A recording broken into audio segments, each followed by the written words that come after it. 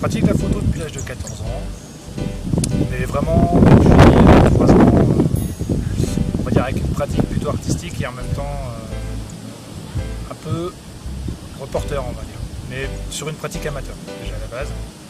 Et dans ce qui me fascine, c'est tout ce qui est lié à l'instant en fait. Avoir des photos, des images, fixer les images en fait.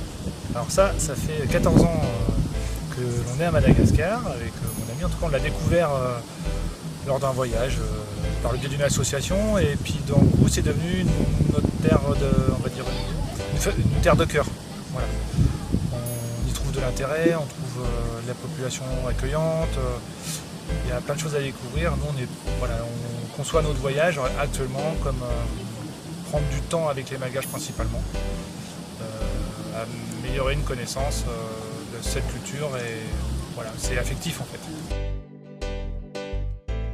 Le choix du sujet sur les pêchervaises en fait, c'est venu tout d'abord en collaboration avec une association qui s'appelle École de Brousse, une association française qui existe depuis 2015 avec un président qui s'appelle Pierre Picot.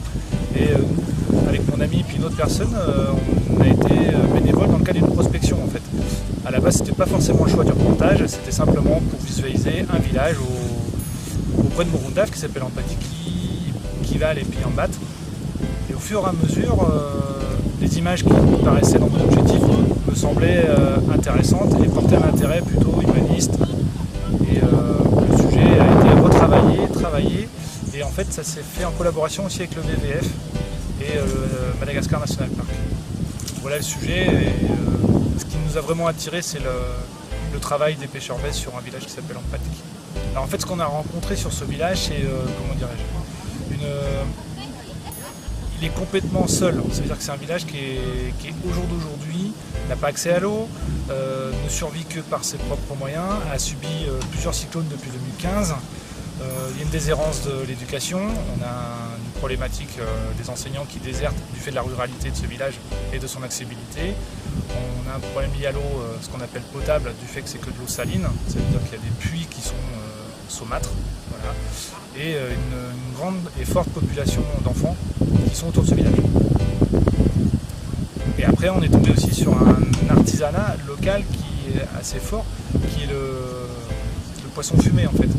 Et à travers une rencontre qui s'appelle Hendrix, où on a passé du temps, presque une journée, en tout cas moi, à regarder son travail et du coup à le valoriser.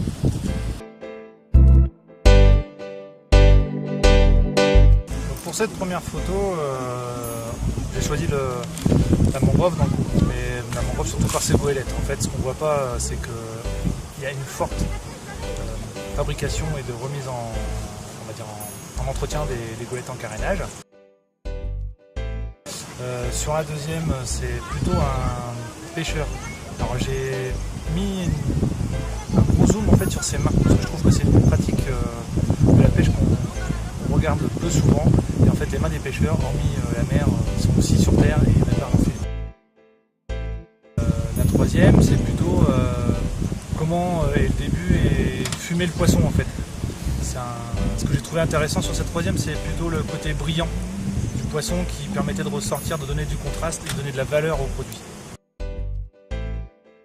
Sur la quatrième, en fait, ce que j'ai trouvé intéressant, c'est le fumage. Un fumage plutôt au feu de bois, sur le sable, avec un vent d'ouest principalement, et aussi le regard que Hendrix avait à regarder ces poissons en train de fumer pendant une demi-heure. Le côté la cinquième, plutôt, c'est une démarche de transport, c'est-à-dire que c'est la finalité de la vente de ce poisson.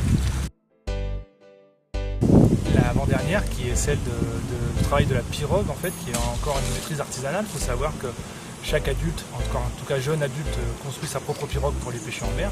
Donc c'est ce que j'ai voulu montrer par le travail d'un ancien, en fait, qui va la léguer à un de ses plus jeunes.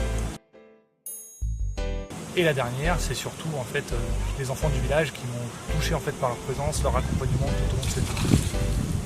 Voilà l'ensemble des 7 photos qui sont visibles et que j'ai voulu valoriser dans le cadre de ce village pratique.